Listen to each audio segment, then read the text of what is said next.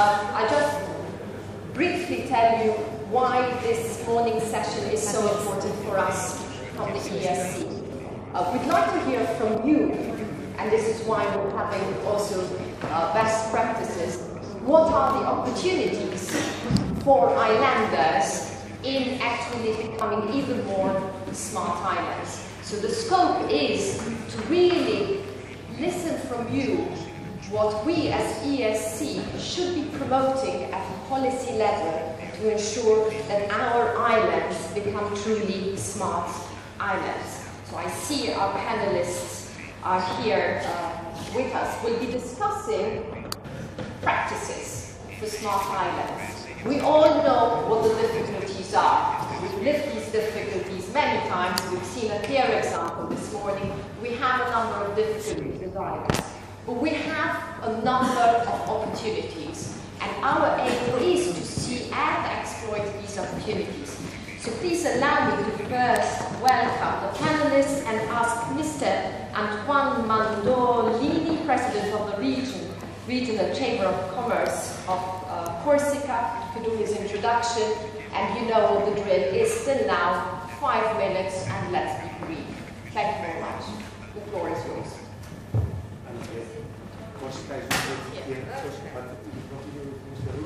Okay, so.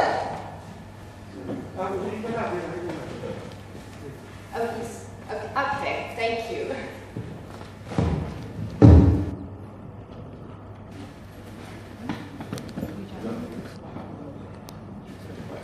Mesdames, Messieurs, c'est avec beaucoup de joie que je me présente devant vous et c'est en toute humilité que je vais vous présenter mon île, la Corse. Mais auparavant, je tiens à souligner que l'adhésion à la Chambre de commerce et d'industrie de Corse au réseau insulaire n'aurait pu se faire sans le concours d'Henri Maros, président du Comité économique social européen. C'est donc une rencontre entre Iliens de Corse qui permet notre réunion commune. Je le remercie, je vous en remercie de bien vouloir m'accueillir au sein de votre structure. Vous le savez, comme tous les habitants d'une île, je suis amoureux de mon île. C'est une chose que je ne peux pas dire face à des continentaux, car ils n'ont pas cette perspective des choses, ce sentiment qui nous attache à notre bout de terre bordé par la mer. La Corse n'a pas marqué les débuts de la civilisation comme ont pu le faire la Crète, Rhodes et les îles grecques. Nous nous sommes arrivés bien après, avec Pascal Pabre,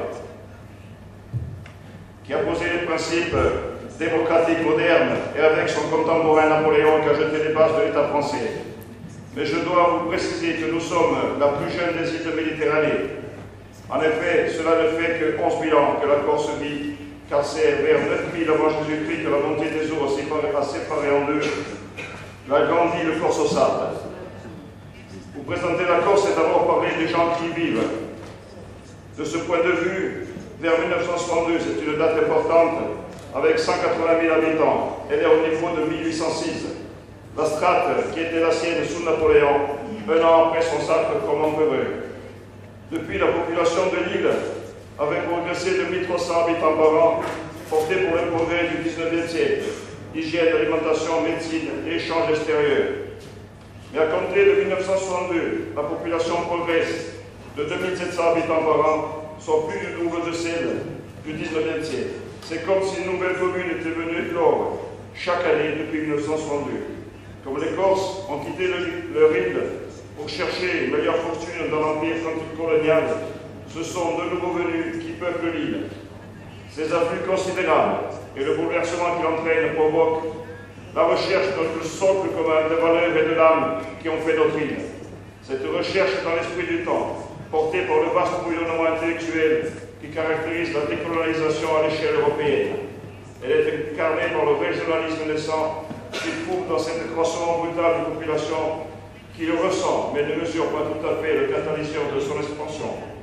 Cette force trouve une réaction et la Corse, alors qu'on une période difficile, s'opposant en termes physiques et parfois meurtriers, d'un côté sur la survalorisation de l'identité et de l'autre côté la négation de l'identité. La situation a changé désormais avec une acceptation de l'autre, conformément au fil de notre histoire, car la Corse a toujours fabriqué des Corses, quelles que soient leurs origines ethniques géographique. Mais je tiens à le réaffirmer, c'est une progression démographique avec ses conséquences économiques, sociétales et comportementales qui expliquent les soubresauts récents de notre histoire. La formule